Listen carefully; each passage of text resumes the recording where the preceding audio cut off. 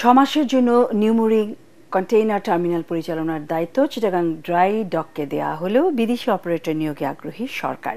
2023 সালের শেষে Patenga container terminal পরিচালনার দায়িত্ব একটি সৌদি কোম্পানিকে দেওয়া হলেও নানান সংকটে পুরো দমে কার্যক্রম পরিচালনা করতে পারেনি তারা, এমনকি করেনি প্রতিশ্রুত বিনিয়োগও। ফলে বাধাগ্রস্ত হচ্ছে চট্টগ্রাম বন্দরের উন্নয়নে সরকারের নেওয়া উদ্যোগ। চট্টগ্রাম থেকে আরও জানাচ্ছেন সৈয়দ তামিম মাহমুদ। চট্টগ্রাম বন্দরের পতেঙ্গা কন্টেইনার টার্মিনাল সেবার মান বাড়াতে বিদেশি অপারেটর দিয়ে পরিচালনা করা হলেও ব্যবহারকারীদের চাহিদা পূরণে ব্যর্থ প্রতিষ্ঠানটি। এরপরেও নিউমুরিং কন্টেইনার টার্মিনাল বিদেশি অপারেটরের হাতেই দিতে চায় সরকার।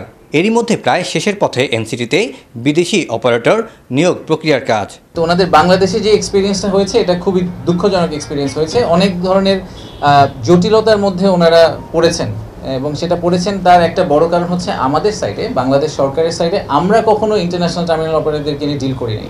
তো আমরা যখন তাদের সাথে কন্ট্রাক্ট করেছি, তাদেরকে আমরা হ্যাবিলিটেট করার চেষ্টা করেছি, তখন আসলে অনেকগুলো স্টেপে গিয়ে এই জিনিসপত্র আটকে গেছে। আজকেও বেশ কিছু টেকনিক্যাল ইস্যু নিয়ে ওনারা সাফার করছেন, যেই কারণে আরএসজিটি যে ভলিউমটা এক্সপেক্ট করেছিল সেই লেভেলের ভলিউম গ্রোথ আসলে হয়নি।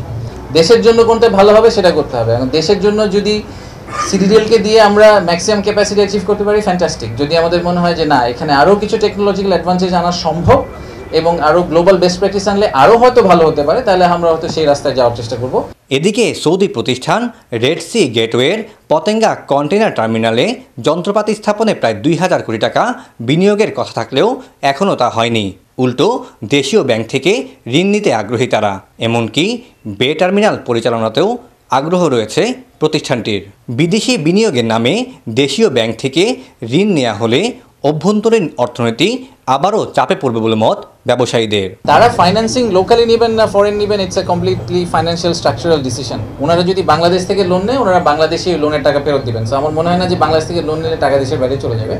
I don't think that's banking regulation wise actually possible. যে বিদেশি বিনিয়োগকে কেন্দ্র করে যে আমাদের আরও ডেভেলপমেন্ট হওয়ার যে সুযোগটা তৈরি করার কথা বলছে, অ্যাকচুয়ালি সেটা যে আনুষঙ্গিক যে বিষয়গুলো আছে সেগুলোকে কিন্তু লক্ষ্য রাখতে হবে। আমাদের যে এই দেশের টাকা দিয়ে যদি আমরা এলসি করে যদি বাইরে থেকে সেই ইকুইপমেন্টগুলো আনতে চাই, তাহলে আমাদের ডলারের মধ্যে কিন্তু একটা প্রভাব পড়ার সম্ভাবনা আছে।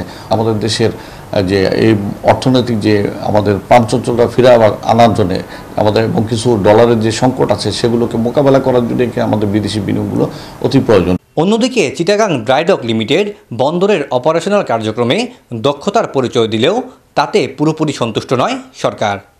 তা এখন তো আমরা চেঞ্জ করে প্রুভ করে দিলাম যে আসলে খুব ভালোটা যে কতটুক এটা আসলে আমরা নিজেরাই জানি না।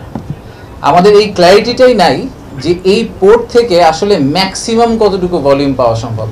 আইএফসি রিপোর্ট বলছে যে এই পোর্ট থেকে 1.9 মিলিয়ন টিইউ পর্যন্ত পাওয়া সম্ভব। আর আমাদের গত বছর যেটা আমাদের হাইয়েস্ট রেকর্ড সেটা ছিল 1.3।